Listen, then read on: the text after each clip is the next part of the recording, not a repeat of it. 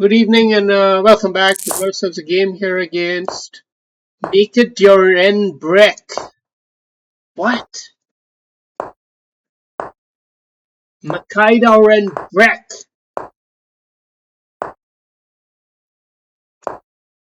He's from.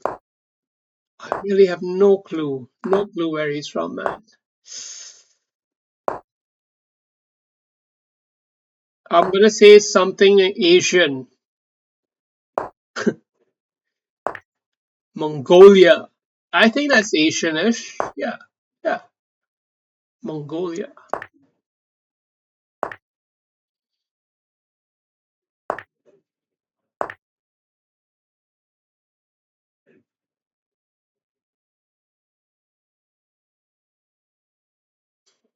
Okay, what's the move here?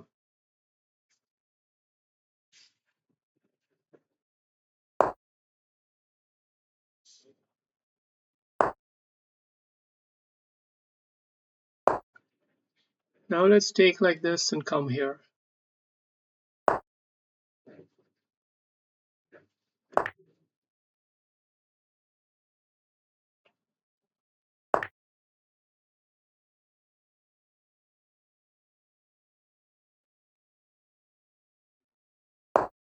We don't want his bishop pair harassing us. It's too strong.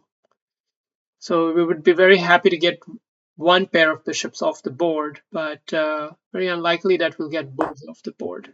Oh, we'll happily take this.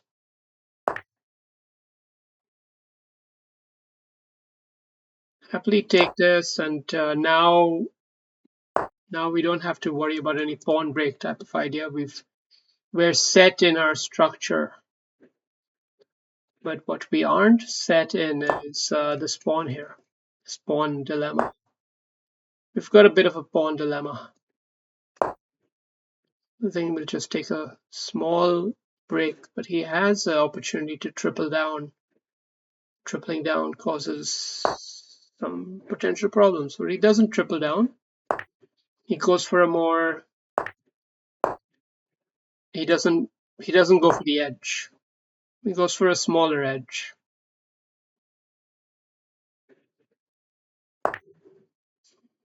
Hmm. I don't see like a superb winning plan for me or for him. So I'm engaging in an end game here, which is 6 versus 6.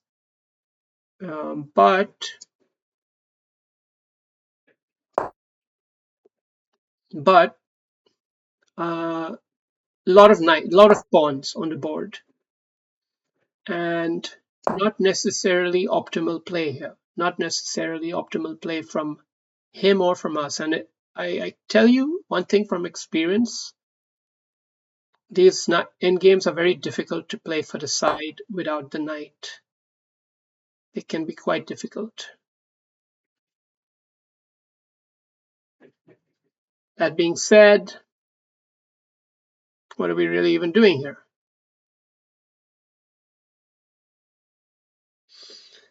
Yeah, I don't see anything too special for us at the moment, so I'm going to bow down. I'm going to bow down. Seek to centralize my king and try the little Chekaruski if he gets a bit too sniffity snuff. Otherwise, stay back, chill back. It's all good.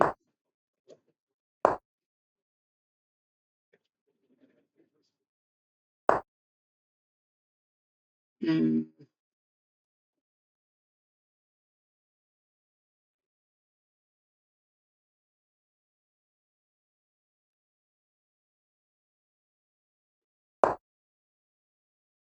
Okay, so now we have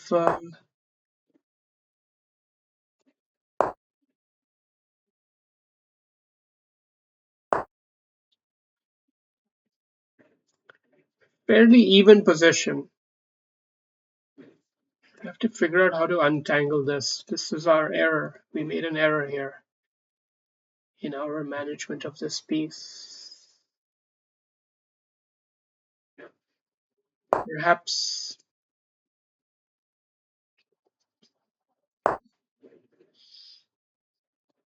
maybe a pawn check finally comes. I mean, a knight check finally comes in, and do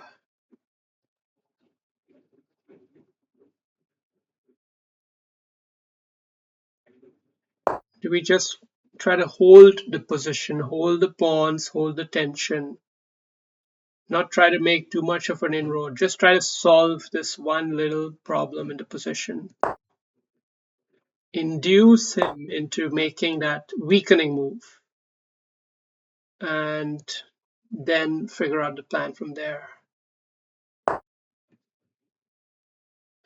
He's going for this instead, yeah, which makes sense.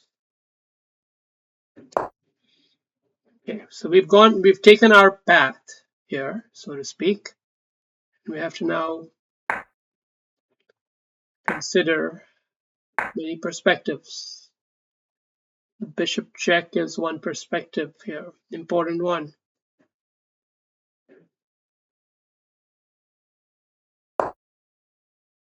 But let's get him to play that, because then we can play this move with a bit more confidence, knowing we've got this one defended anyway eventually.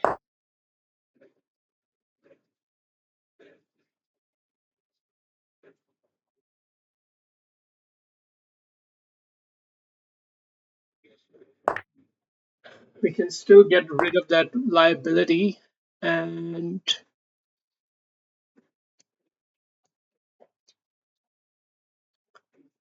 how do we hold on to this?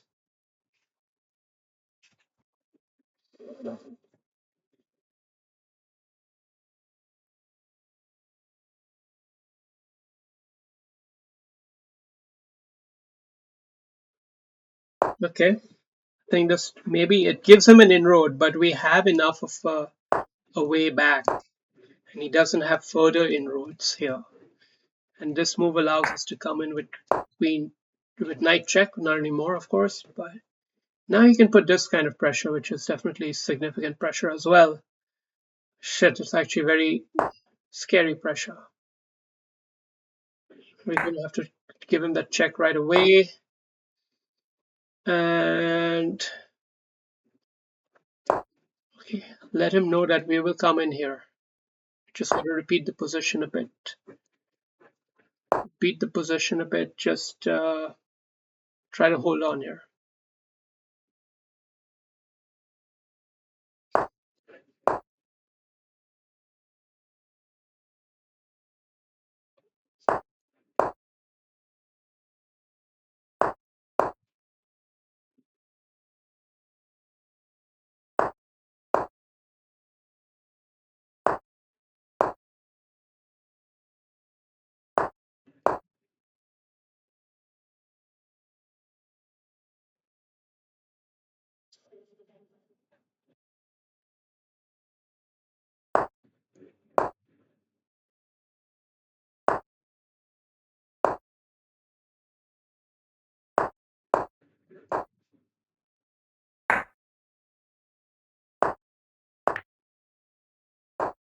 Yeah, we found a way, unfortunately for him.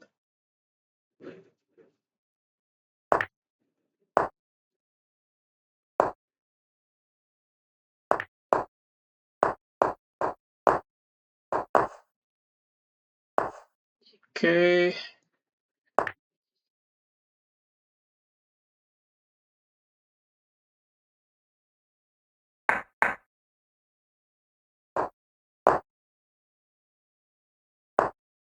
Oh shit. He blundered big time, and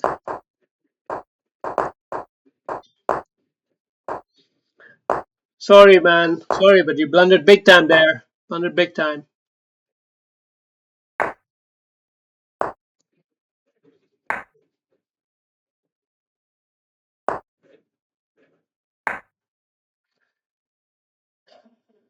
I I apologize for this. On some level I feel bad about it. Anyway, whatever.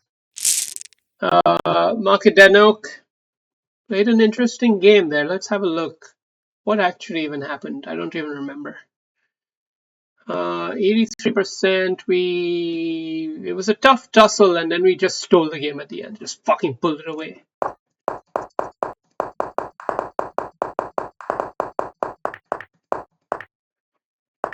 Firstly, how to react there? Okay, bishop up here is better.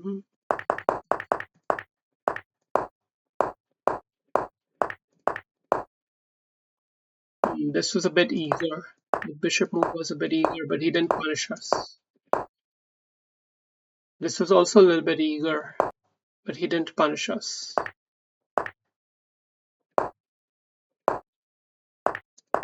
Even position. We took a totally drawn even position.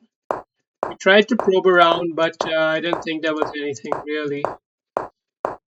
So eventually he got some reasonable play going on with his pawns here. And at this point we were under quite a lot of pressure. But he made the mistake. That was the one mistake. We had just enough gamesmanship to hold back. Imagine that this is the blunder. Centralizing the king, attacking the pawn. Imagine that that could be the blunder. The real move was to cut off the king. That was the real move. Cut off the king. Use the pawn and bishop as shields. That was the real move. Oh, and here we have knight check threatening the fork as the optimal move here. But so we didn't play it perfectly either. But what we got here was a structure that was difficult for him to crack. We got a structure that was difficult for him to crack, and eventually he tried to advance the position, but it backfired. It backfired because it was never really there to be done. Not saying any of these moves are perfect, they're far from perfect, but the flavor of the game had just changed at this point. Now it's a drawn position. Okay, it's just a matter of one move here and there in the move order that makes this a drawn position rather than winning or losing. That's how tricky those end games are. So you can't calculate it all the way, but you can see from the principles that you probably aren't losing it. And now here one definitely argue that we have the winning position, but he does a blunder. He just does a blunder there. So